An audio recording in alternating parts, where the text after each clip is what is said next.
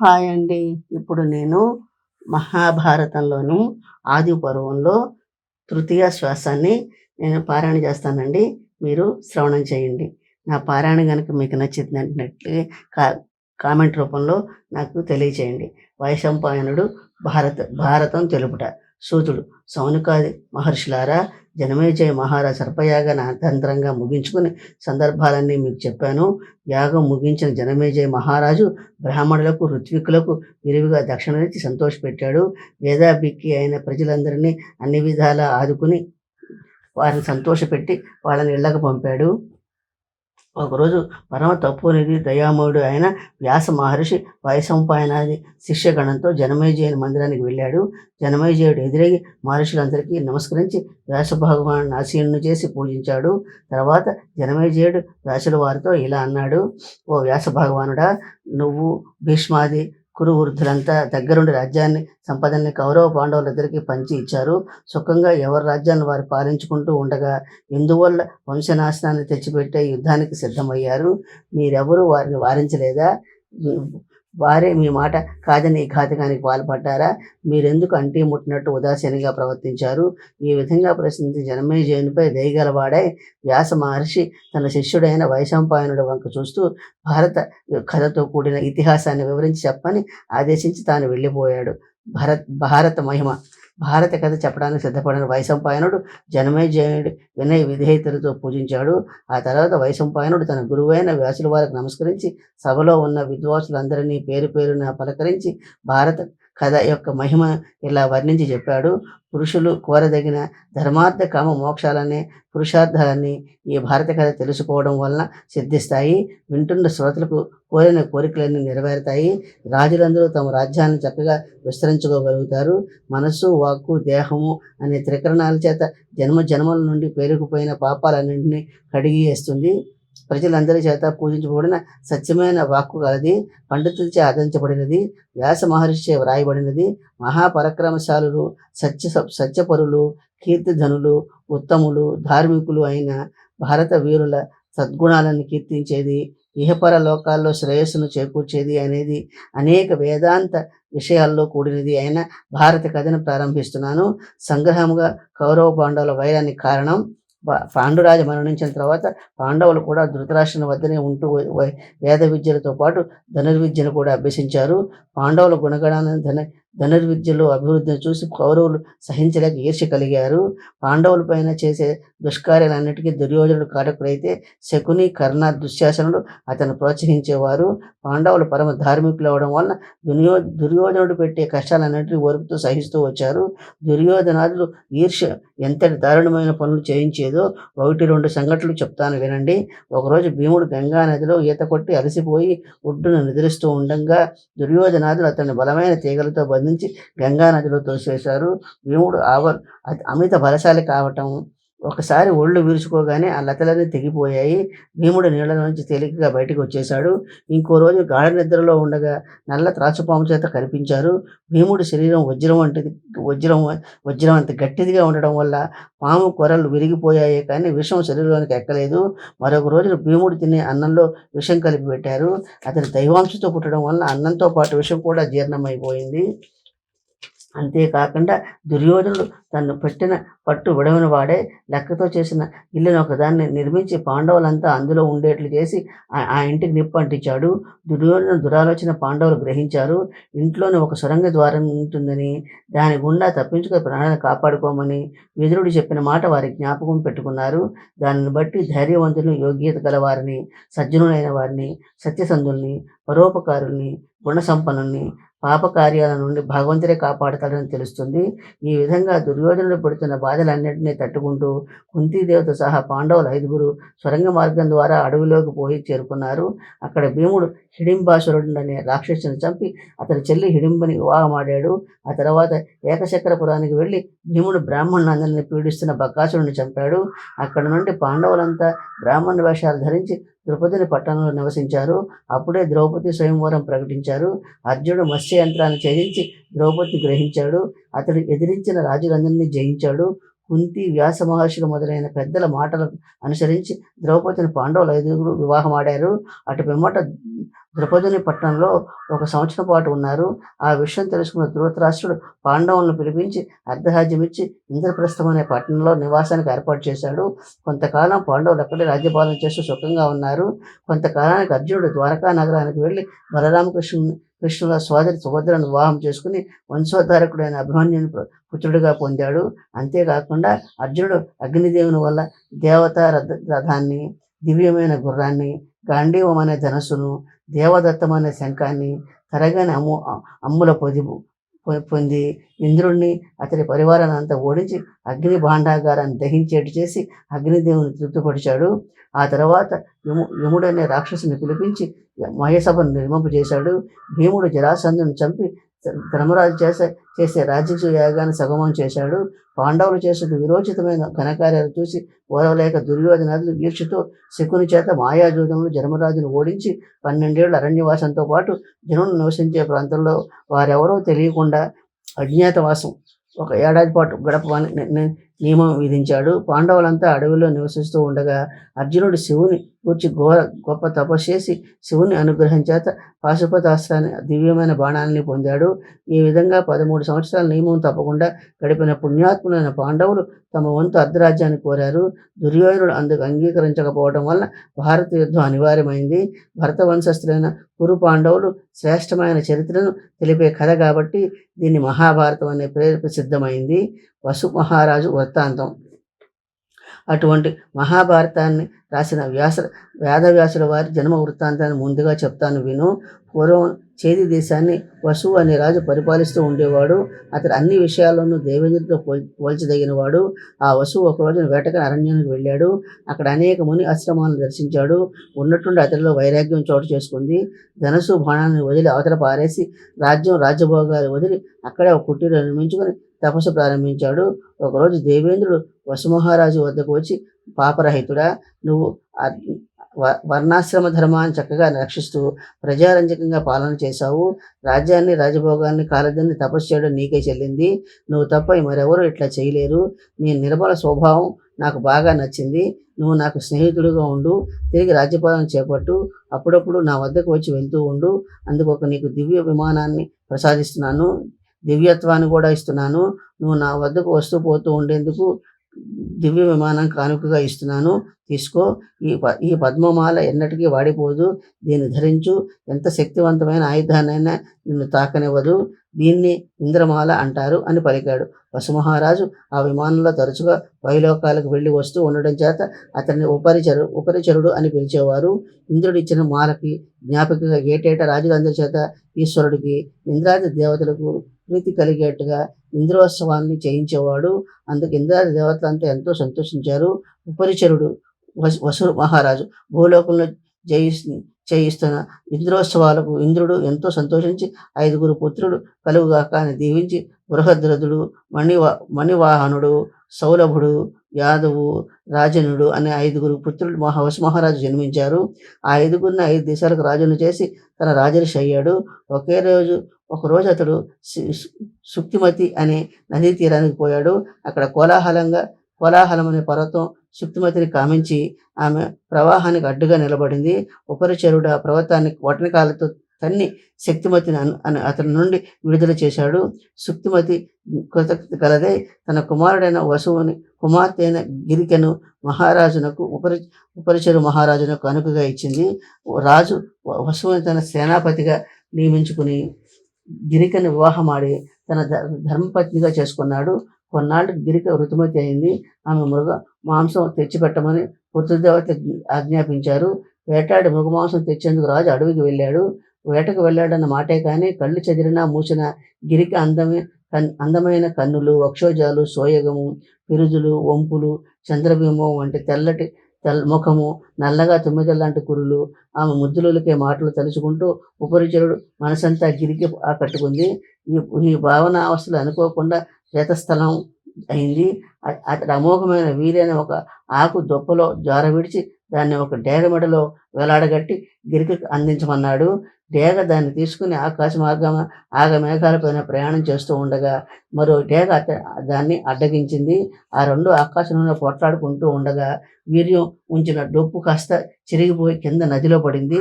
పూర్వం బ్రహ్మశాపం వలన అద్రిక అనే అప్సరసకు ఆ నదిలో చేపగా మారి తిరుగుతూ ఉంది. అప్పుడు ఆ చేప రాజు వీర్యాన్ని మింగి గర్భం ధరించింది. 10 నెలల తర్వాత జాలర్లు వేసిన వలలో ఆ అద్రిక పడింది. జాలర్లు ఆ చేప పొట్ట చూస్తే అందు ఒక మగ శిశువు, ఆడ శిశువు కనిపించారు. ఆ ఇద్దరు శిశువులను తీసుకుని పోయి రాజుగారికి ఇచ్చారు. మత్స్యగంధి వృత్తాంతము. బ్రహ్మ అద్రికకు శాప విమోచన ప్రసాదిస్తూ, ఎప్పుడైతే మనుష్య సంతానాన్ని కట్టావో అప్పుడు నీకు పూర్వరూపం వచ్చి నీ లోకాన్ని చేరతావు అని అన్నాడు. అటు పిమ్మట ఆమె దేవలోకానికి వెళ్ళిపోయింది. ఆమె కన్న మగపిల్లాడు మత్స్యరాజు అనే పేరుతో మత్స్య దేశానికి రాజు అయ్యాడు. ఆమెకు పుట్టిన ఆడ శిశువు దాసరాజు పెంచుకున్న కుమార్తె మత్స్యగంధి అయింది. తండ్రితో కలిసి యమునా నదిపై వల్లకట్టు నడుపుతోంది. ఒక రోజున ఒకే వస్త్రంతో పడవ నడుపుతూ ప్రయాణికుల కోసం ఎదురు చూస్తున్న మత్స్యగంధిని పరాశరుడు చూసి మోహించాడు. ఆమె దివ్య జ్ఞానం చేత ఆమె వృత్తాంతమంతో తెలుసుకున్నాడు. మాటల మధ్యలో తన మనసులోని కోరికను ఆమె ముందు పెట్టాడు. ఆమె ఏమి జవాబిస్తుందని ఆతృతగా ఎదురు చూచాడు. ఎంతటి జితేంద్రియులైనా, ఎంతటి శాంతచిత్తులైనా వలచిన కన్య ఒంటరిగా కనిపిస్తే ఎవరైనా ఊరుకోరు కదా. పరాశరుని కోరిక ఉన్న మత్స్యగంధి అతడి కోరిక నిరాకరిస్తే శపిస్తాడేమోని భయపడి అందువల్ల ఇలా అంది: ఓ పుణ్యాత్ముడా, నేను మత్స్యగంధిను, నా శరీరం అంతా చేపల వాసన, నేను కన్యత్వం పోగొట్టుకున్న నా తండ్రి గడప ఎట్లా తొక్కగలను? కావున ఓ మునిశ్రేష్ఠుడా, నాకు దోషం అంటని రీతి ఏదో అనుగ్రహించు అన్నది. మత్స్యగంధి మాటలకు పరాశరుడు చాలా సంతోషించి, నువ్వు నన్ను సంతోషపెట్టినందుకు నీ కన్యత్వం కోల్పోవు, నీకు ఆ వరం ఇస్తున్నాను. పైగా నువ్వు రాజర్షి వంశంలో జన్మించావు కానీ మత్స్యరాజు కలంలో కాదు అని ఆమెకు జన్మ వృత్తాంతం తెలిసేట్టు చేస్తూ ఆమె శరీరం నుండి సువాసనలు యోజన మేర ప్రసరించేట్లు అనుగ్రహించాడు. అప్పటి నుండి ఆమె యోజన గంధిగా ప్రసిద్ధి చెందింది. ఆమెకే సత్యవతి అన్న నామాంతరం కూడా ఉంది. ఆమె పరాశరుని అనుగ్రహంతో దివ్య వస్త్రాలంకరణతో ఓడను యమునా నదీ ద్వీపానికి చేర్చింది. అప్పుడు ఆ మత్స్యగంధి అందరూ చూస్తూ ఉండగా ఆరు బయట ప్రదేశంలో మన కలయిక ఎట్లా సాధ్యపడుతుంది అని అనగా పరాశరుడు సమస్త జనుల దృష్టిని నిరోధించేట్లు మంచుతో చీకట్లు కమ్మేట్లు చేశాడు. శ్రీ వేదవ్యాసుల అవతారము. మదమాశ్చర్యాలు లేని సాధుశీలి, ముల్లోకాలను పూజలు అందుకుంటున్న వాడు, విశాల హృదయుడు, పాపాలను నశింపజేసే తపస్సంపన్నుడు, వర్తనిష్ట గలవాడు, వశిష్ఠుని మనుమడు, శక్తి మహాముని పుత్రుడైన పరాశర మహర్షి సంగమంతో సత్యవతికి సజ్జోగర్భమందు సూర్యుడితో సమానుడైన వేదమయుడు, జ్ఞానవంతుడైన వేదవ్యాసుడు అవతరించాడు. యమునా నదీ ద్వీపంలో జన్మించడం వలన నల్లని వాడే కృష్ణ ద్వైపాయనుడు అన్న పేరుతో ప్రసిద్ధి చెందాడు. వ్యాస మహర్షి తల్లి సత్యవతితో, మీకు పని కలిగినప్పుడు నన్ను పిలవండి, వెంటనే వస్తానని మాట ఇచ్చి తపోవనానికి వెళ్ళిపోయాడు. బ్రహ్మహంసతో జన్మించిన వాడు లోకపూజ్యుడైన కృష్ణ ద్వైపాయనుడు వేదాలను విభజించి వ్యాస భగవానుడిగా ప్రసిద్ధికెక్కాడు. భీష్మాదుల పుట్టుక. దేవ, రాక్షస, యక్ష, గంధర్వ, ముని సముదాయాల అంశతో భీష్ముడు వంటి మహావీరులందరూ జన్మించారు. ఇందు మూలంగా జనసంఖ్యలో గణనీయంగా పెరిగింది. యజ్ఞాలు విరివిగా చేసి ఇంద్రుని ప్రీతి కలిగించడం వలన వర్షాలు సకాలంలో కురిసి పంటలు సమృద్ధిగా పండాయి. దాంతో భూమి మీద భారం విపరీతంగా పెరిగిపోయింది. మరణాల సంఖ్య గణనీయంగా తగ్గిపోయింది. ఈ భారాన్ని భరించలేక భూదేవి బ్రహ్మ వద్దకు పోయి నన్ను ఈ భూభారం నుండి రక్షించమని వేడుకొన్నది. అప్పుడు బ్రహ్మ విష్ణువుతో ఆలోచించి, విష్ణువు, ఇంద్రుడు, ఇతర దేవతల అంశాలతో ప్రజలు భూమిపై జన్మిస్తారు. అట్లాగే దైత్య, దానవ, యక్ష అంశాలలో రాజులు జన్మించి శశుపాలాది రాజులంతా ప్రజలకు హితులుగా కానీ అహితులుగా కూడా ప్రవర్తిస్తారు. దేవతల వంశంలో జన్మించిన రాజులంతా పాండవుల పక్షాన్ని చేరతారు. రాక్షస వంశంలో పుట్టిన రాజులంతా కౌరవ పక్షాన్ని చేరతారు. వీరంతా భారత యుద్ధంలో ఒకరితో ఒకరు పోరాడి భూభారం తగ్గేందుకు దోహదం చేస్తారని భూదేవిని ఓదార్చి పంపాడు. దేవదానవుల పుట్టుక. వైశంపాయనుడు.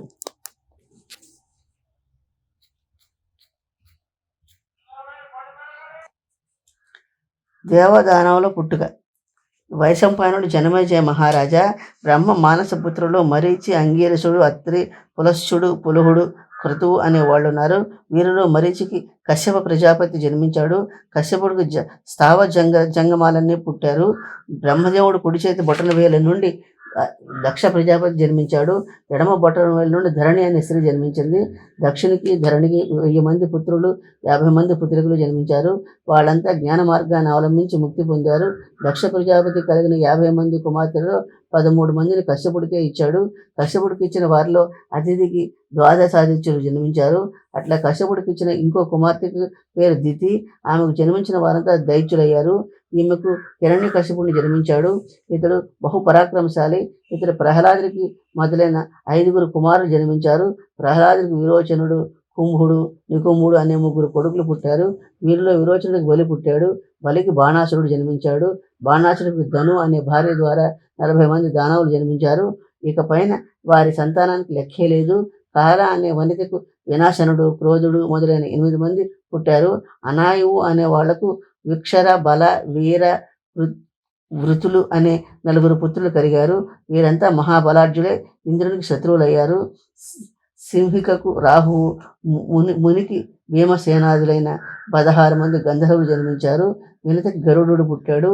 అనూరుడికి శని అనే భార్య వలన సంపాతి, జటాయువు అని జన్మించారు. క్రోధకు క్రోధంతో కూడిన గణం పుట్టారు. పాత్రకు సిద్ధులు పుట్టారు. క్రూరకు సుచంద్రాదులు జన్మించారు. కద్రువుకు శేషుడు, వాసుకి మొదలైన సర్పశ్రేష్ఠులు పుట్టారు. అంగీరసురుడికి బ్రహ్మ మానసపుత్రుడికి, ఉదత్యుడికి బృహస్పతి, సవర్తనుడు అనే పుత్రులున్న గణవతి అయిన యోగసిద్ధి అనే కూతురు జన్మించారు. వీరిలో బృహస్పతి దేవగురువే ప్రసిద్ధి చెందాడు. అత్రి అనే బ్రహ్మ మానసపుత్రుడికి అనేక మంది తపోజనులు జన్మించారు. పులస్సుడు అనే బ్రహ్మ మానసపుత్రుడికి అనేక మంది రాక్షసులు పుట్టారు. పులహునికి కిన్నెర, కింపురుషదులు పుట్టారు. ఋతువు పక్షిరాజులన్నీ పుట్టాయి.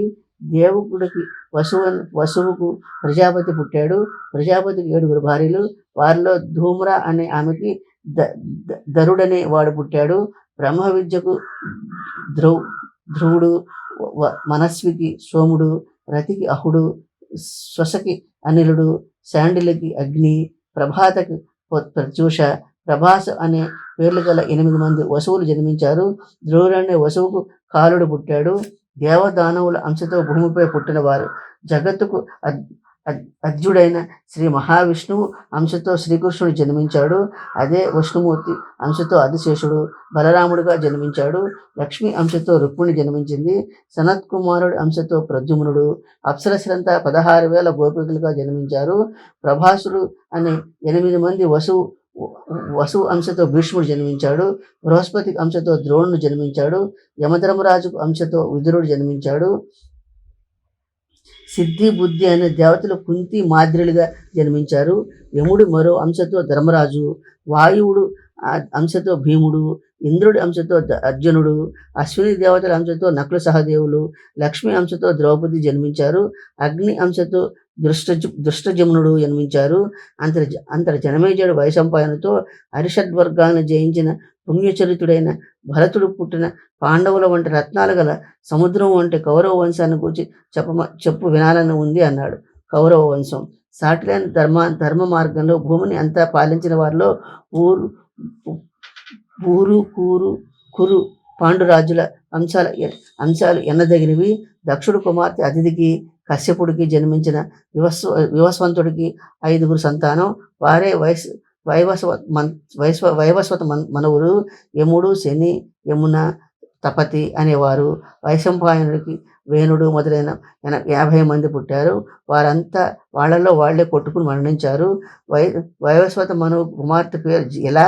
ఆమెకు పురూరవుడు అని జన్మించాడు. 13 ద్వీపాలకు చక్రవర్తి అయ్యాడు. అతడు ధనాశాపరుడే బ్రాహ్మణుల ధనాన్ని కొల్లగొట్టి అపహరించాడు. పురూరవుడు చేసిన బ్రాహ్మణ ధనాపహరణ పాపాన్ని తొలగించేందుకు సనత్ కుమారుడు బ్రహ్మలోకం నుండి అనేక మంది మనులను వెంటబెట్టుకుని వచ్చాడు. పురూరవుడు మదగర్వంతో వాళ్ళను చూడడానికి కూడా ఇష్టపడలేదు. మునులంతా అతడిపై కోపించి పురూరవుడిని వెర్రివాడవు కమ్మని శపించారు. ఆ సమయంలో పురూరవుడు ఊర్వశి అనే అప్సరస్తో కలిసి ఉన్నాడు. వారి వలన 6 పుత్రులు కలిగారు.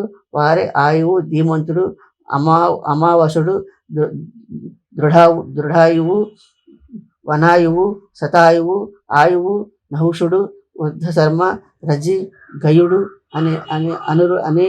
అనేననుడు అని 5 జన్మించారు. వారిలో నహుషుడు చక్రవర్తి అయ్యాడు. నహుషుడు 4 సముద్రాల మధ్యన ఉన్న భూమండలాన్నంతా పరిపాలించాడు. 100 యాగాలు చేసి ఇంద్రుడయ్యాడు. నహుషుడికి భార్య ప్రియంవద, వారికి 6 కుమారులు జన్మించారు. వారే యయాతి, సంయాతి, అయాతి, యయతి, ధ్రువు అనేవారు. వీరిలో యయాతికి రాజే అనేక యాగాలు చేసి శుక్రాచార్యుని కుమార్తె దేవయానికి వివాహమాడి యాదవు తుర్వసుడు అనే 2 కుమారులు పొందాడు. వృషపర్వుని పుత్రిక అయిన శర్మిష్ఠ ఎందు యయాతి, ద్రూహ్వ అనువు, పూరుడు అనే 3 పుత్రుల్ని పెరసి 5 పుత్రులతో రాజ్యపాలన చేస్తూ ఉండగా శుక్రుని శాపం వల్ల యయాతికి అకాల వృద్ధాప్యం సంభవించింది. అప్పుడు యయాతి తన పుత్రులందరిని పిలిచి, శుక్రుని శాపం మూలంగా నాకు అకాల వృద్ధాప్యం సంభవించింది. మీలో ఎవరైనా ఈ వృద్ధాప్యాన్ని తీసుకొని మీ యవరాన్ని ఇస్తే కొన్నాళ్ళు సుఖాలు అనుభవించి తిరిగి మీ యవనాన్ని మీకు ఇస్తాను. అంతేకాదు నా సామ్రాజ్యానంతా ధారపోస్తానన్నాడు. అతని కోరికనెవ్వరూ ఆమోదించలేదు. అప్పుడు పురూరవుడనే తండ్రి కోరినట్టు తన యవనాన్ని ఇచ్చేందుకు అంగీకరించాడు. వైశంపాయన మహర్షి భూమండలాన్నంతా ఏలిన యయాతి మహారాజు బ్రాహ్మణుడైన శుక్రాచార్యుని కుమార్తె దేవయాని ఎందువల్ల వివాహమాడాడు? నాకు ఆ వృత్తాంతం అంతా చెప్పండి. వైశంపాయనుడు: రాజా, వృషపర్వుడనే రాక్షసరాజు వద్ద శుక్రాచార్యుడు పురోహితుడిగా ఉండేవాడు. దేవదానవ యుద్ధంలో శుక్రాచార్యుడు మృత సంజీవిని విద్య చేత చనిపోయిన రాక్షసులందరినీ బతికించేవాడు. దేవతలు రాక్షసులను జయించలేకపోయారు. ఏదో విధంగా మృత సంజీవిని విద్యను పొందాలనుకున్నారు దేవతలంతా. బృహస్పతి కుమారుడు కచుని విద్యాభ్యాసం అనే నెపంతో మృత సంజీవిని విద్యను తెలుసుకునేందుకు శుక్రాచార్యుని వద్దకు పంపారు. బృహస్పతిని కోరారు. వీరంతా కచుడితో, నువ్వు బాలుడివి, వరత నియమాలన్నీ తెలిసిన బ్రాహ్మణుడువు. శుక్రాచార్యుడు తప్పక నేను శిష్యుడిగా స్వీకరిస్తాడు. శుక్రాచార్యుని కుమార్తె దేవయాని అంటే ప్రాణం. నువ్వు ఎట్లయినా మనసును లోపరుచుకో. మృత సంజీవిని విద్యను నేర్చుకుని వెంటనే దేవలోకానికి వచ్చేయమని దేవతలంతా హితబోధ చేశారు. కచుడు దేవతలు కోరినట్లే వృషపర్వుని పట్టణానికి వెళ్ళాడు. అక్కడ శుక్రాచార్యుని చూసి నమస్కరించి ఇట్లా అన్నాడు: సూర్యునితో సమానమైన తేజస్సు గల మహర్షి, నేను బృహస్పతి కుమారుడను. నన్ను కచుడు అంటారు. మీకు శుశ్రూష చేయాలని తరించాలని వచ్చాను. నాకు అవకాశం కల్పించండి అని ప్రార్థించాడు. శుక్రుడు అతని తీయటి మాటలకు మృదుమెత్తటి స్వభావానికి ముగ్ధుడే అతని శిష్యునిగా చేర్చుకున్నాడు. అంత కచుడు ఎప్పుడు ఏ పని చెప్పినా వెంటనే పూర్తి చేసి శుక్రాచార్యుని మనసును సంతోషపెట్టేవాడు. మనోవాకాయ కర్మలన్నీ ఒకే తీరులో ఉండేట్టుగా శుక్రుడు మనోభావాలకు తగినట్లుగా నడుచుకునేవాడు. దేవయాన విషయంలో అంతకంటే ఎక్కువగానే చేసేవాడు. ఎక్కడైనా ఓ పువ్వు కనిపించినా, కాయ కనిపించినా, ఫలం కనిపించినా తెచ్చి ప్రీతితో దేవయానికి ఇచ్చి ఆమె మనసు వశం చేసుకున్నాడు. ఈ విధంగా ఎన్నో సంవత్సరాలు గురువును, గురుపత్రికను కూడా సంతోషపరుస్తూ వారి అనురాగాన్ని కోరగొన్నాడు. ఈ విధంగా కచుడు శుక్రాచార్యులకు ప్రియశిష్యుడయ్యాడు. అది తెలుసుకున్న రాక్షసు సహించలేకపోయారు.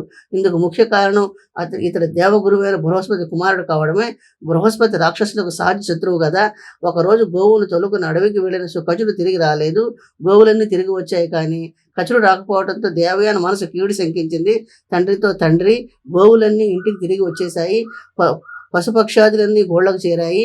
అగ్నిహోత్రాలు చక్కగా ప్రజ్వరిల్లుతున్నాయి. అయినా కచుడు ఇంటికి రాలేదు.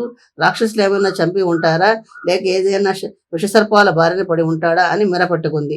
కచుడు మృత సంజీవుని వలన బ్రతుకుట. దేవయాని చెప్పిందంతా విన్న శుక్రాచార్యుడు దివ్య దృష్టి చేత కచుడు రాక్షసుల చేత చంపబడ్డాడని తెలుసుకున్నాడు. అతడు మృత సంజీవుని విద్యను కచుడిని ప్రాణాలతో తీసుకురమ్మని పంపాడు. ఆ విద్య వెంటనే వెళ్లి కచును బతికించి క్షణాల మీద ఇంటికి చేర్చింది. కచుడు సజీవంగా చూసిన శుక్రాచార్యుడు దేవయాని ఎంతో సంతోషించారు. కచుడు కూడా వారికి కృతజ్ఞత తెలుపుకున్నాడు. మళ్ళీ కొన్నాళ్ళు అయిన తర్వాత రాక్షసులు కచును చంపి కాల్చిన బూడిదను మధ్యలో కలిపి శుక్రాచార్యం చేత త్రాగించారు. ఎంత పొద్దుగుంకినా కచుడు ఇంటికి రాలేదు. అందువల్ల ఇప్పుడు దేవయాని, శుక్రాచార్యుడు కూడా రాక్షసులపైన సందేహపడ్డారు. దివ్య దృష్టితో చూసిన శుక్రాచార్యుడు మద్యంతో పాటు కచుడు తన పట్టులోనే ఉన్నాడని గ్రహించాడు. దేవయానితో ఈ రాక్షసులు గర్వంతో సంజీవుని విద్య గొప్పతనాన్ని తెలుసుకోలేకుండా ఉన్నారు. కచుడి పైన ద్వేషం పెంచుకుని మాటికి చంపుతున్నారు. తప్పకుండా ఇతరు ఉత్తమ లోకాలకే పొందుతాడు అన్నాడు. అందుకు దేవయాని బాధతో, పరమ ధర్మాత్ముడా, అంగీరసమునికి మనసు మనుమడున్న నిన్ను ఆశ్రయించిన శిష్యుడును, బృహస్పతి కుమారుడును, బ్రహ్మచర్యాన్ని ఆశ్రయించిన వాడును, మంచి అందగాడు అయిన కచుడు మరణానికి బాధపడకుండా ఎట్లా ఉండమంటావు? నేను కచుడిని సజీవంగా చూస్తేనే కానీ అన్నం ముట్టనని ప్రతిజ్ఞ చేసింది. శుక్రాచారంలో దయ ప్రసరించింది. తాను తాగిన మద్యంలోని బూడిద రూపంలో పంపడానికి తాను మద్యపాన మత్తులో ఉండటమే కారణమని గ్రహించిన శుక్రాచార్యుడు నేడు మొదలుకొని బ్రాహ్మణుడు మొదలైన వారంతా మద్యపానం చేయరాదని, చేస్తే పాపం వస్తుందని కట్టడి చేశాడు.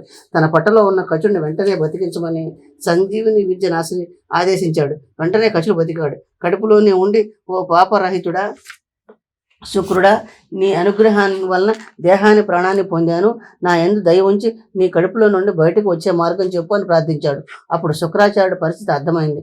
కచుడు బయటికి రావాలంటే తన పొట్ట చేర్చుకుని బయటికి రావాలి, అనగా తన మరణించడం తథ్యం కావున ముందుగా తాను ఈ మృత సంజీవిని విద్యను కచుడుకు ఉపదేశించి అతను బయటికి వచ్చిన తర్వాత తను బతికించాల్సి ఉంటుంది అని నిశ్చయించి కచునికి మృత సంజీవిని విద్యను ఉపదేశించి తన నాభిరంధ్రం గుండా బయటికి రమ్మన్నాడు. కచుడు ఆ మార్గంలోనే బయటికి వచ్చి చూడగా శుక్రుడు చచ్చిపడి ఉన్నాడు. అప్పుడు కచుడు మృత సంజీవిని విద్య ద్వారా శుక్రుని బతికించాడు. ఈ విధంగా ఎన్నో శ్రమలు కోర్చుకుని అధిక ప్రయత్నంతో మృత సంజీవిని విద్యను పొందగలిగాడు. చాలా కాలం తర్వాత దేవలోకానికి వెళ్లేందుకు శుక్రుని వద్ద అనుమతి పొంది వెళ్తూ వెళ్తూ దేవయాని కూడా తన దేవలోకానికి పోతున్నానని చెప్పాడు. ఆ వార్త విన్న దేవయాని దుఃఖంతో ఇలా అంది: ఓ కచుడా, బ్రాహ్మణ కులానికి అలంకారమైన వాడా, నువ్వు నియమం గలవాడవు, అవివాహితుడువు, నేను అవివాహితనే. నిన్ను చూసినప్పటి నుండి నేను ప్రేమిస్తున్నాను. నువ్వే నా భర్తవని ఊహించుకుంటున్నాను కనుక నా తండ్రి నుండి పొందిన మృత సంజీవిని విద్యతో పాటు నన్ను కూడా గ్రహించు అన్నది. దేవయాని మాటల కచుడు కలత చెందాడు. దేవయాని, నువ్వు నా గురుపుత్రికవు, అనగా సోదరితో సమానం. నువ్వు ఇటువంటి కోరిక కోరితే లోకం మనల్ని నిందించదా? అంతేకాదు, గురువులందరికీ శిష్యుల ద్వారా శిష్యులు పుత్రులతో సమానం. అదే ధర్మ మార్గం కూడా. కనుక నువ్వు నన్ను కోరుకోవడం తగదు అన్నాడు. కచుడి మాటలు విన్న దేవయాని కోపంతో, నువ్వు నా కోరిక ఫలించకుండా చేసావు కాబట్టి నువ్వు నేర్చుకున్న విత్త సంజీవిని విద్య కూడా నీకు నిష్ఫలం అవుతుందని శాపం ఇచ్చింది. ఆ శాపానికి ప్రతిశాపం ఇస్తూ కచుడు ఇలా అన్నాడు: నేను ధర్మ మార్గాన్ని అనుసరించి నిన్ను తిరస్కరించాను కాబట్టి ఈ విద్య నాకు ఉపయోగపడకపోయినా నేను ఉపదేశించిన వారికి ఫలిస్తుంది. ఇక నువ్వు ఆ అధర్మాన్ని అనుసరించి సోదరుడని నన్ను కోరావు గనుక నిన్ను బ్రాహ్మణుడు ఎవడు వివాహం చేసుకోడు. క్షత్రుని భార్య కమ్మని వెంటనే దేవలోకానికి వెళ్ళి దేవతలకు మేలు చేశాడు. కచుడు వెళ్ళిపోయిన తర్వాత రాక్షస రాజన్న వృషపర్వుని కుమార్తె శర్మిష్ఠ దేవయాని మరి కొంతమంది చిలకత్తెలతో కలిసి విహారానికి అడవిలోకి వెళ్ళింది. అక్కడున్న కొలంలో అంతా స్నానాలు చేస్తూ ఉండగా సుడిగాలికి వాళ్ళ గుడ్డలు కలిసిపోయాయి. ఆ కనీలంతా నీళ్లలో నుండి త్వరగా బయటకు వచ్చి ఆ తొందరలో ఒకరి గుడ్డలు ఒకరు ధరించారు. ఈ విధంగా రాకుమార్తె శర్మిష్ఠ దేవయాని దుస్తును ధరించింది. అక్కడ మిగిలి ఉన్న శర్మిష్ఠ వస్త్రాన్ని దేవయాని కట్టుకోవడానికి ఇష్టపడక శర్మిష్ఠతో ఇలా అంది: నేను ఖ్యాతి చెందిన శుక్రాచార్యుని కుమార్తెను, బ్రాహ్మణ కన్యను, నీకు పూజ్యురాలను కనుక నువ్వు కట్టుకున్న మలిన వస్త్రాన్ని నేను కట్టుకోను అంది. అందుకు శర్మిష్ఠ కూడా కోపంతో, నా తండ్రి రాక్షసరాజు, నీ తండ్రి శుక్రాచార్యుడు నా తండ్రిని ఆశ్రయించి బతుకుతున్నాడు. అటువంటి నువ్వు నన్ను తక్కువ చేసి మాట్లాడడానికి సిగ్గులేదా? నేను కట్టుకున్న బట్టలు నీకు పనికి రాకపోతే ఈ పక్కనే ఉన్న పాడుబడిన నూతిలో పడి ఉండు అని ఆ గుంటలోకి తోసి వాళ్ళంతా ఇళ్లకు వెళ్ళారు. యయాతి దేవయాని వృత్తాంతం. నహుషుడు కుమారుడైన యయాతి వేట ఎందు ఆసక్తి గలవాడే అడవిలో తిరుగుతూ దేవయాని పడి ఉన్న నూతి గట్టు వద్దకు వచ్చాడు. దాహం తీసుకునేందుకు నీరేమైనా దొరుకుతుందేమోనో నూతిలోకి తెంగు చూశాడు. ఆ నూతిలో పడి ఉన్న దేవయాని చూస్తూనే, నువ్వెవరు, ఒంటరిగా ఎడవలో ఎందుకు తిరుగుతున్నావు, నూతిలో ఎట్లా పడ్డావు అని అడిగాడు. ఆమె చిలకత్తులతో తరచుగా అడవికి వస్తూ ఉంటుంది. యయాతి కూడా వేటకు రావడం దేవయాని ఇందుకు పూర్వం కూడా చూసింది. అందువల్ల అతన్ని గుర్తుపట్టి, ఓ యయాతి, భయంకరమైన రాక్షసుల యుద్ధంలో ఎందరో చనిపోతున్నా నా తండ్రి వారిని మృత సంజీవుని విద్య చేత బతికిస్తూ ఉంటాడు. నేను అట్టి శుక్రాచార్యుని పుత్రికను. నేను ఏమరపాటున ఈ నూతిలో పడ్డాను. పైకి నా అంతటా నేను రాలేకపోతున్నాను. నన్ను పైకి తీసి రక్షించు అన్నది. అట్టి బ్రాహ్మణ కన్య యందు దయగలవాడైన కుడి చేత్తో పద్మం వంటి ఆమె హస్తాన్ని పట్టుకుని ఒడుపుగా బయటకు తీశాడు. ఆ విధంగా దేవయాని బయటికి తీసి తన పట్టణానికి వెళ్ళాడు. శర్మిష్ఠ చేసిన అవమానానికి దేవయాని హృదయం మండిపోతోంది. వృషపర్వుడి పట్టణంలో ప్రవేశించేందుకు ఇష్టపడక అక్కడే కూర్చుని తండ్రికి కబురు పంపింది. ఆ చిలకత్తి వేగంగా పోయి ఆ వార్త శుక్రుడు తెలిపింది. శుక్రుడు వాయువేగంతో అక్కడికి చేరుకుని దేవయానితో గొప్ప దక్షిణలిచ్చి నియమంతో వేల కొద్దీ యజ్ఞాలు చేసిన వారి కంటే కోపం లేనివాడే ఉత్తముడు అంటారు. ఎదుటివాడు కోపడిన తాను మాత్రం కోపం తెచ్చుకునేవాడు, ఎదుటివాడు నిందించిన విననట్లే ఉండేవాడు, అవమానం పొందినా కూడా ఏమీ జరగనట్టే సర్దుకుపోయేవాడు ధర్మం ఎరిగినవాడు. కావున శర్మిష్ఠపై కోపం పెట్టుకోకుండా ఇంటికి వెళ్దాంరా, పైగా శర్మిష్ఠ చిన్నపిల్ల అన్నాడు.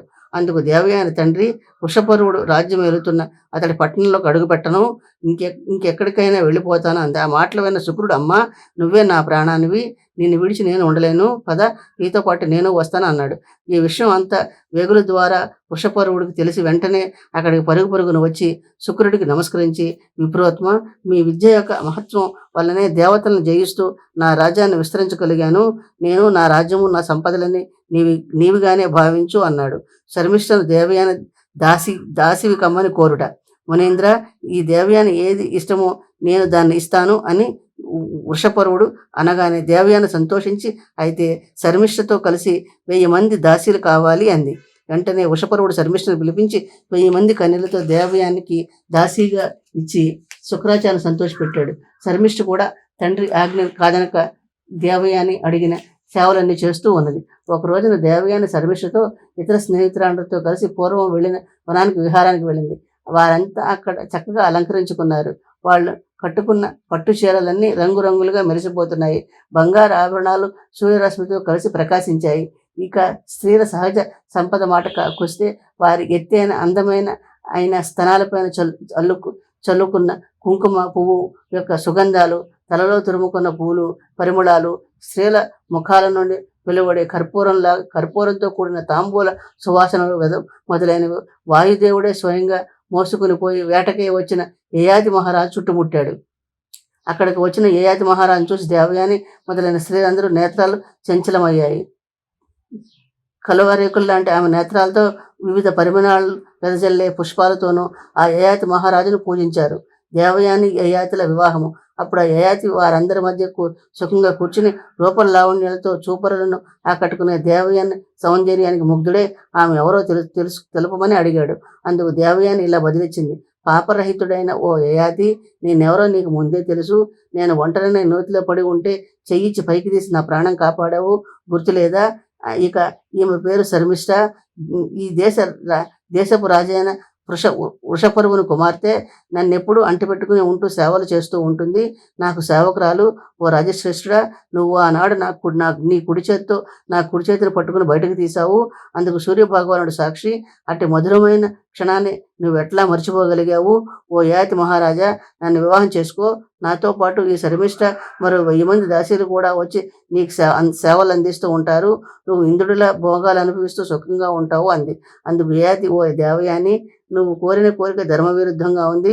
లోకంలో ఎక్కడైనా క్షత్రియుల పిల్లల్ని బ్రాహ్మణుడు పెళ్ళాడతారు, కానీ బ్రాహ్మణ కన్యను క్షత్రియులు వివాహం ఆడరాదు. వర్ణాశ్రమ ధర్మాలను సంకీర్ణం కాకుండా కాపాడేవాడు ఎవడైనా నేనే. అటువంటి అధర్మానికి పాల్పడగలనా? నేనే ఈ విధమైన అధర్మం చేస్తే లోక వ్యాపారం అస్తవ్యస్తమైపోదా అన్నాడు. అందుకు దేవయాని, గొప్ప బహుపరాక్రమ గలవాడ, నా తండ్రి శుక్రాచార్యుడు.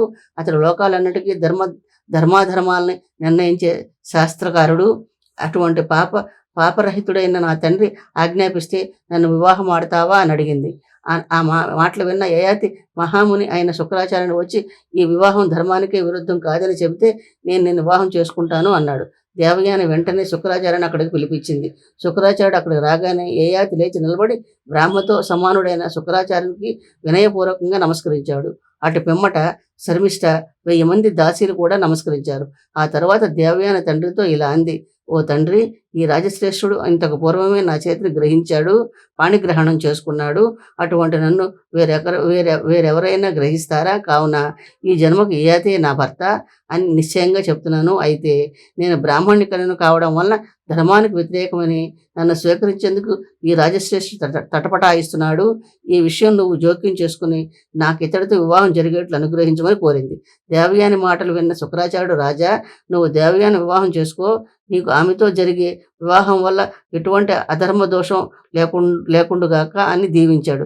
శుక్రుడు శర్మిష్ఠను చూపిస్తూ, ఈమె వృషపరువుడనే రాక్షసరాజు కుమార్తె, ఈమెకు భోజన పానీయాలు, వస్త్రాలన్నీ, అలంకారాలన్నీ, శరీరానికి పోసుకునే లేపనాలన్నీ ఇచ్చి సంతోషపెట్టు, ఈమెతో పడక మాత్రం నిషేధిస్తున్నాను అని ఆజ్ఞాపించి దేవయానిని యయాతులకు వివాహం జరిపి గౌరవించారు. యయాతి కూడా దేవయానిని శర్మిష్ఠతో పాటు 1000 మంది కన్యలను తీసుకుని తన పట్టణానికి వెళ్ళిపోయాడు. అంతఃపురంలో దేవయానికి అశోకవనంలో భవనాల్లో శర్మిష్ఠతో పాటు 1000 మంది కన్యలకు నివాసాన్ని ఏర్పాటు చేశాడు. కొంతకాలానికి దేవయాని యందు యదువు, తుర్వసుడు అనే కొడుకులు పుట్టారు. తర్వాత శర్మిష్ఠ మనసులో ఇలా అనుకుంది, నా యవ్వనం అంతా అడవిలో కాచిన వెన్నెల వలె వృధా కావాల్సిందేనా? నేనెవరికి ఆనందం కలిగించకుండా మట్టిలో కలిసిపోవతానా? నాకు నిండు యవ్వనం వచ్చింది, ఇంకా అవివాహితగానే ఉండడం వలన కన్యగానే ఉండిపోయాను. కానీ ఎవరికైనా వివాహం చేసుకుందామా అంటే బలమైన కోటలో బంధించబడ్డాను. నాతో పాటే ఆడుతూ పాడుతూ తిరిగిన ఆ దేవయాని ఏమి పూజలు చేసుకున్నదో కదా అని నిర్వేదంతోనూ అసూయతోనూ నిట్టూర్చింది. ఈ యయాతి మహారాజు పైన నా మనసంతా నిలిచి ఉంది. ఆ రాజు కూడా నన్ను ఎంతో దయతో ప్రేమతో చూసుకుంటున్నాడు. దేవయాని ఏ విధంగానైతే ఈ యయాతిని కోరి వివాహం ఆడిందో నేను ఆ దారిని అతన్ని కోరుకుంటున్నాను. ఇతరులకు మేలు చేసేవాడు, లోకులందరి బాధ్యతను తనపై వేసుకుని పాలిస్తున్నవాడు, ధర్మాత్ముడు, నహుషుని పుత్రుడు అయిన ఆ యయాతిని భర్తగా కోరుకుంటున్నాను అనుకుంది. యయాతి శర్మిష్ఠ పుత్రదానం చేయట. శర్మిష్ఠ ఈ విధంగా మనసులో ఆలోచిస్తూ ఉండగా ఆమె కోరిక నెరవేరే సమయం వచ్చిందా అన్నట్లు ఒకరోజు యయాతి మహారాజు ఒంటరిగా అశోకవనంలో విహారానికి వచ్చాడు. అక్కడే ఒంటరిగా ఉన్న శర్మిష్ఠ తత్తరపాటుతో వినయంగాను రాజును ఊరకంట చూస్తూ నిలబడింది. ఆ క్షణాన అతడు ఆమెను దయతోనూ సానుభూతితోనూ చూడడం గమనించి నమస్కరిస్తూ రాజుతో ఇలా అంది, ఓ రాజా, నా యజమానురాలైన దేవయానికి భర్తవు కాబట్టి ఆమె దాసినైన నాకు కూడా నువ్వే భర్తవు అవుతావు. యథార్థంగా ఇది ధర్మమే సుమా. లోకంలో భార్య, సేవకులు, కుమారుడు అన్న ఈ ముగ్గురిని విడదీయాలని ధర్మం సాధిస్తోంది. అనగా వారి ఆలనా పాలనా చూడడం నీ విధి. రాజా, మీరు దేవయాని పెళ్లి చేసుకునేటప్పుడు ఆమె దాసీనవడం మూలంగా ఆమె సొత్తైన నేను కూడా మీ భార్యనే కాబట్టి ఋతుకాలానికి తగినట్టు సంగమానికి అనుగ్రహించమని ప్రార్థిస్తున్నాను అన్నది. అందుకు యయాతి, సుందరాంగి, ఓ శర్మిష్ఠ, పడక ఒకటి మినహాయించి రుచికల భోజనం, రకరకాలైన అలంకారాలు ఇచ్చి శర్మిష్ఠను సంతోషపెట్టమని శుక్రుడు నన్ను ఆజ్ఞాపించాడు. నేను ఇప్పుడు ఆ ముని మాటను అంగీకరించి దేవయాన్ని వివాహం చేసుకున్నాను. నేను ఇప్పుడు ఆయన మాటలు ధిక్కరిస్తే అసత్యం పలికిన వాడని కానా అన్నాడు. అందుకు శర్మిష్ఠ, ప్రాణం పోయే సమయంలో ధనమంతా కొల్లగొట్టబడుతున్నప్పుడు వధించేందుకు సిద్ధంగా ఉన్న బ్రాహ్మణుని కాపాడే విషయంలోనూ, స్త్రీల సమాగమ విషయంలోనూ, వివాహ విషయాల్లోనూ అసత్యం ఆడవచ్చు అంది. ఈ విషయాన్ని శ్రీ భాగవతంలో వారిజాక్షులందు, వైవాహిక మందు, ప్రాణవిత్త మాన భంగ మందు, జగిత గోకులాగ్ర జన్మరక్షణ ఎందు బొంకవచ్చు, బొందపడవచ్చు. శుక్రుడు కావున ఓ రాజా, పైన చెప్పిన 5 సందర్భాల్లో అబద్ధమాడితే పాపం రాదని మునీశ్వరులే చెప్పారు అన్న శర్మిష్ఠ మాటలు విన్న యయాతి ఆమెను సంతోషపెట్టాడు. యయాతి వలన శర్మిష్ఠ కూడా గర్భవతి ఒక పుత్రుని కంది. అది చూసిన దేవయాని ఆశ్చర్యపడి, ఓ శర్మిష్ఠ, నువ్వు బాలికవై ఉండి వినయ విధేయతలతో నడుచుకుంటున్న నీకు ఉన్నట్టుండి కొడుకు ఎలా పుట్టాడు? నాకు చాలా ఆశ్చర్యంగా ఉంది. దేవయాని నెగ్గితీస్తే శర్మిష్ఠ సిగ్గుపడుతూ తల వంచుకుని వేదాంగాలు ఎరిగిన మునీశ్వరుడు ఒకడు వచ్చి ఋతుకాలమందు నన్ను చూసి జాలిపడి పుత్రుని ప్రసాదించి వెళ్ళిపోయాడంది. దేవయాని ఆమె మాటలు నమ్మి వెళ్ళిపోయింది. శర్మిష్ఠ వరుసగా ద్రుహుడు, అనువు, పూరుడు అనే 3 పుత్రుల్ని యయాతి వలన పొందింది. ఒకరోజు యయాతి మహారాజు శర్మిష్ఠ పిల్లలతో ఆడుతూ ఉండగా దేవయాని అక్కడికి వచ్చింది. ఆ 3 రూపాల్లోనూ చేష్టల్లోనూ యయాతిని పోలి ఉండడం చేత దేవయానికి అనుమానం వచ్చి ఆ పిల్లలు ఎవరనే పిల్లలని యయాతిని అడిగింది. అతనేమీ సమాధానం చెప్పకపోతే దేవయాని ఆ పిల్లల్ని మీ తల్లిదండ్రులు ఎవరని అడగగా అప్పుడు ఆ పిల్లలు తండ్రి అని యయాతిని, తల్లి అని శర్మిష్ఠను చూపుడు వేళ్లతో చూపించారు. తన కన్ను కప్పి తన భర్తే శర్మిష్ఠ సంతానానికి కారకుడయ్యా అని తెలుసుకుంది దేవయాని. కోపం, దుఃఖం ముంచుకొచ్చాయి. వెంటనే తండ్రి వద్దకు పోయి తనకు జరిగిన అన్యాయం చెప్పుకుని అతని పాదాలపై పడింది. శుక్రుడు యయాతికి శాపమిచ్చుట. యయాతి కూడా దేవయాని ఓదారుస్తూ ఆమె వెంట శుక్రుని ఇంటికి ఆయనకు వెళ్ళే ఆయనకు నమస్కరించాడు. అప్పుడు దేవయాని తండ్రి ఈ రాజ అధర్ముడై ధర్మాన్ని అవమానపరిచాడు. రాక్షస పద్ధతిలో ఆ రాక్షస కన్యను స్వీకరించి 3 పిల్లలు కని నన్ను అవమానించాడు అన్నది. దేవయాని మాటలకు క్రుద్ధుడై శుక్రుడు, నువ్వు యవ్వన గర్వంతో మదాంధుడివై నా కూతురికి అన్యాయం చేసావు కాబట్టి నువ్వు ముసలితనంతో పూజించబడతావని శపించాడు. అప్పుడు యయాతి మునిశ్రేష్ఠుడా, శుక్రాచార్యుడా, పుష్పవతి అయిన భర్తను వాంఛించిన భార్య ఎడల అనుకూలంగా ప్రవర్తించక ఆమెకు ఋతుకాలం వ్యర్థం చేసిన వాడికి గర్భస్థ శిశువును చంపిన పాపం వస్తుందని పెద్దలు చెప్పారు. అందువల్ల నేను ఆ శిశు హత్యా పాపకానికి భయపడి ప్రతివతి అయిన శర్మిష్ట కోరికను మన్నించాను. ఫలితంగా ఆమె సంతానవతి అయింది. దీనికి నీ వంటి తపస్సు కోపించుకోవచ్చునా మునీంద్ర? నేను ఇంకా దేవయానంలో పూర్తిగా సుఖాలు అనుభవించలేదు కాబట్టి ఆ అకాల వృద్ధాప్యాన్ని సహించలేను అని యయాతి ప్రార్థించగా శుక్రుడు దయదలిచి, నీ పుత్రులు ఎవరైనా నీ ముసలితనాన్ని ఇష్టపడితే తిరిగి నువ్వు రాజసుఖాలు అనుభవించవచ్చు. నువ్వు ఇంద్రియ భోగాలపై తృప్తి పొందిన తర్వాత నీ ముసలితనాన్ని తిరిగి తీసుకొనవచ్చు. నీ ముసలితనం తీసుకోవడానికి ఎవరైతే ఇష్టపడతారో అతడే నీ వంశాన్ని కొనసాగించేవాడు అవుతాడు అన్నాడు. అంతటా యయాతి దేవయానితో కలిసి తన పట్టణానికి వచ్చి రాగానే శుక్రుడు శాపం వలన ముసలివాడయ్యాడు. తల వణకడం ప్రారంభించింది. ఇంద్రియాల్లో పటుత్వం తప్పిపోయింది. శరీరం అంతా వికారంగా ముడతలు ఏర్పడ్డాయి. తలంతా నేసిపోయింది. గొంతులో కప్పం వల్ల మాట రావడం లేదు. యయాతి పుత్రులకు శాపం ఇచ్చుట. ఈ విధంగా అకాల ముసలితనం కలిగిన యయాతి పుత్రులందరినీ పిలిచి, నాకు ఇంద్రియ భోగాల మీద మక్కువ ఇంకా తీరలేదు, ఇంకా కొంతకాలం సుఖాలు అనుభవించాలని ఉంది, కావున మీలో ఒకడు నా ముసలితనాన్ని తీసుకుని మీ యవనాన్ని నాకు ఇవ్వవలసిందని అడిగాడు. అప్పుడు అతడు కుమారులు ముసలివారువైన రోగమైన ప్రారంభ కర్మం వల్ల వచ్చిన వాళ్ళు అనుభవించక తప్పదు. కానీ తెలిసి ఒకరి ముసలితనాన్ని రోగాన్ని మరొకరు కోరుకుంటారా? అవతలి వాడు మన్మధుడైన తల వెంట్రుకలు నెరిస్తే ఏ యువత అయినా దగ్గరికి రాణిస్తుందా? సంపద చేత కుబేరుడి అయిన యువతులకు ముసలితనం రోతనే కలిగిస్తుంది అన్నారు. యయాతి కొడుకులపైన కోపించి పెద్దవాడైన యదువ వంశస్థులంతా రాజ్యార్హత ఉండదని, రెండవ వాడైన తుర్వసు వంశస్థులంతా ధర్మార్థ జ్ఞానం లేనివారే సంకర జాతులకు ఆటవికులకు రాజులవుతారని, మూడవ వాడైన దృహ్యకు వంశస్థులంతా తెప్పల పైన దాటాల్సిన దేశాలకు రాజులవుతారని, జలమయమైన దేశాలకు, నాలుగవ వాడైన అనువు వంశస్థులంతా నడి యవనంలోనే మరణిస్తారని శాపమిచ్చాడు. శర్మిష్ఠ కుమారుల్లో చివరి వాడైన పురువు మాత్రం తండ్రి కోరినట్లు ముసలితనాన్ని రోగాన్ని సంతోషంగా స్వీకరిస్తానన్నాడు. వెంటనే యయాతి అతని యవనాన్ని గ్రహించి 1000 సంవత్సరాల సుఖాలను తృప్తిగా అనుభవించి తిరిగి పురువు యవనాన్ని అతనికి ఇచ్చేశాడు. యయాతి అతడి వద్ద నుండి ముసలితనాన్ని వెనక్కి తీసుకున్నాడు. పురువును రాజ్యాభిషిక్తుని చేశాడు. పురజనులంతా వచ్చి, ధర్మం తెలిసిన ఓ యయాతి మహారాజా, నీకు మేము చెప్పదగిన వాళ్ళం కాదు, అయినా ఉండబట్టలేక చెప్తున్నాము.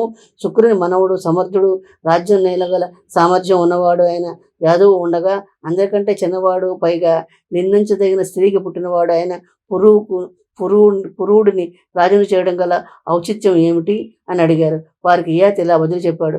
నా పెద్ద కుమారుడైన యదువు గర్వంతో నా మాటలు లెక్క చేయకుండా నన్ను అవమానపరిచాడు. తల్లిదండ్రులను గౌరవించని వారు చెప్పిన మాట లెక్క చేయని వాడు పుత్రుడు అనిపించుకుంటాడా? ఇక పురువుడు అంటారా? నేను కోరిందే తడవుగా ముందు వెనుక ఆలోచించకుండా వెంటనే అంగీకరించి నా నుండి ముసలితనాన్ని రోగాన్ని స్వీకరించాడు. అతని వయసులో మాత్రమే చిన్నవాడు, గుణాల్లో అందరికంటే పెద్దవాడు నా ఉద్దేశం. అందువల్ల భూమిని భరించే యోగ్యత పురువుడికే ఉందని నా నిశ్చిత అభిప్రాయము. అంతేకాదు శుక్రుడు కూడా ఎవరైతే ఈ ముసలితనాన్ని స్వీకరించి వారి ఎవరైనా నీకు ఇస్తాడో అతనికే నీ రాజ్యాన్ని ఇవ్వమని ఆజ్ఞాపించాడు అని చెప్పి ప్రజలను ఒప్పించి పురువుడిని చక్రవర్తిని చేశాడు. తను వేదాంగాన్ని చదివిన బ్రాహ్మణుని వెంటబెట్టుకొని తపోవనానికి వెళ్ళాడు. అగ్నిదేవుని, పితృదేవతల్ని, ఇంకా ఇతర దేవతల్ని తృప్తిపరుస్తూ 1000 ఏళ్ళు తపస్సు చేశాడు. శీతోష్ణాలందు ద్వంద్వాలను లెక్క చేయకుండా 30 ఏళ్ళు ఆహారం లేకుండా 1 సంవత్సరం గాలిని మాత్రమే భుజిస్తూ పంచాగ్నుల మధ్య నిలిచి 1 సంవత్సరం ఒంటికాలపై నిలిచి 1 సంవత్సరం తపస్సు చేసి దేవతా విమానంలో స్వర్గానికి వెళ్ళాడు. స్వర్గంలో దేవర్షుల చేత పూజించబడి అక్కడ నుండి బ్రహ్మలోకానికి పోయి అక్కడ బ్రహ్మర్షుల చేత పూజించబడి అక్కడ అనేక కల్పాలుండి తిరిగి ఇంద్రలోకానికి వచ్చాడు. అక్కడ దేవలోకంలో ఇంద్రుడు యయాతితో, రాజా, కొడుకైన పురువుడు యవనాన్ని పొందిన పిదప అతని చక్రవర్తిని చేస్తూ అతనికి ఏమని బోధించావు అని అడిగాడు. యయాతి ఇంద్రుడితో ఇలా అన్నాడు. యయాతి పురువుకు బోధించిన నీతులు. జ్ఞానవంతులు చరిత్రలు చదివి అందులో ధర్మాన్ని గ్రహిస్తూ ఆ తెలుసుకున్నదంతా మరిచిపోకుండా మననం చేయాలి, అర్హులందరికీ దానం చేయాలి. అంటే అతడు మళ్ళీ ఇంకొకరి వద్దకు పోయి యాచించకుండా ఉండే ధనం ఇవ్వాలని భావం. ఎదురుపడ్డ యాచకులందరికీ కాదు లేదు అనకుండా కొద్దో గొప్ప ఇచ్చి సంతృప్తిపరచాలి. సమస్త భూతాలను సమదృష్టితో చూడాలి. సభలో మాట్లాడేటప్పుడు మాట్లాడే మాట ధర్మబద్ధమై ఉండాలి. అయితే ఆ మాట వినేవాళ్ళ మనసుకు ప్రీతి కలిగించేట్టుగా ఉండాలి. ఉచితమైన రీతిలో ఉండేది గాను, సత్యమైనది గాను, తేనెలకే పలుకులే ఉండాలి. ఎవరి ముఖం నుండి వాడి అయిన బాణాల్లాంటి మాటలు వస్తాయో, ఎవరి మాటలతో ఎదుటివారి మర్మాంగాలను గుచ్చుకున్నట్టు బాధపడేట్లు మాట్లాడతారో అటువంటి వారితో స్నేహం చేయరాదు. అంతేకాదు వారి సాంగత్యం కూడా కోరుకోకూడదు. ఎవరి వద్దనైతే శుచిత్వము, దయ, రుజువర్తన ఉంటుందో, ఎవరినైతే ఇంద్రియాలు జయిస్తారో, ఎవరైతే సత్యసంధులో, ఎవరైతే బాహ్య ఇంద్రియాలను నిగ్రహించి శుచిత్వాన్ని పాటిస్తారో అటువంటి వారిని నీ కొలువులో ఉంచుకో. నిర్మలమైన శాంత బుద్ధితో గర్వం, కోపం, కామం, మత్సరం, పిసినారితనం, అజ్ఞానం అనే ఈ 6 ఇతర శత్రువులను జయించిన వాడే ఉండాలని నా కొడుకైన పురుడికి బోధించాను. అప్పుడు అతడు ఇతరులకు సద్గుణాలను బోధించగల శక్తి గలవాడయ్యాడు అన్నాడు. యయాతి మాటలు విన్న ఇంద్రుడు, ఓ రాజా, ఎన్నో వేల సంవత్సరాలు తపస్సు చేసి ఆ మహత్యం చేతనే ఇంతకాలం స్వర్గంలో ఉండగలిగావు. ఇది అసాధారణం సుమ అన్నాడు. ఇందుకు యయాతి ఇంద్రుడితో, దేవతలకు రాజైన ఓ ఇంద్రుడా, దేవతలు, దైత్యులు, యక్షులు, రాక్షసులు, మానవులు, ఆకాశచారులు, సిద్ధులతో శ్రేష్ఠులైన వారి తపస్సులు వీటిలో ఏవి కూడా నా తపస్సుతో సమానమైనవి కావు అని గర్వంగా చెప్పాడు. ఆ గర్వమే అతని పతనానికి కారణమైంది. ఇంద్రుడు యయాతికి స్వర్గలోక భ్రష్టుని చేయుట. ఈ విధంగా యయాతి తన తపో గర్వం చేత మహాత్ములైన వారందరినీ చులకన చేసి మాట్లాడాడు. అందుకు ఇంద్రుడు, నీవి స్వర్గలోక సుఖాలు అనుభవించే పుణ్యం క్షీణించింది, నీ గర్వమే నీ కీడు చేస్తుంది, ఇక నువ్వు అధోలోకాలకు వెళ్ళు అనగానే యయాతి, నేను మానవ లోకానికి వెళ్ళలేను, కనీసం నక్షత్ర లోకంలో స్నేహంగా ఉండేట్లయినా అనుగ్రహించు అని వేడుకున్నాడు. అంతటి ఇంద్రుడు సమ్మతితో నక్షత్ర లోకంలో నక్షత్రమే ప్రకాశించాడు. అప్పుడే తన కూతురు బిడ్డలైన అష్టకుడు, ప్రతర్ధనుడు, వసువంతుడు అనే ఈ 4 పుణ్యఫలం చేత నక్షత్రలోక వాసులయ్యారు. వారంతా తమ వద్దకు వచ్చిన అమిత తేజస్సుతో కూడిన యయాతి అతిథి పూజలు చేసి, నీవెవరవు, ఎక్కడి నుంచి వస్తున్నావు, ఏ కారణాన ఈ లోకానికి రావాల్సి వచ్చిందని అడిగారు.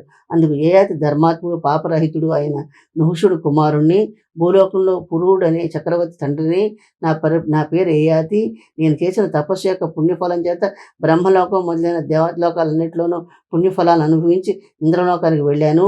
అక్కడ ఇంద్రుడు నన్ను, నీ తపస్సు యొక్క మహత్వం ఏమిటని అడిగాడు.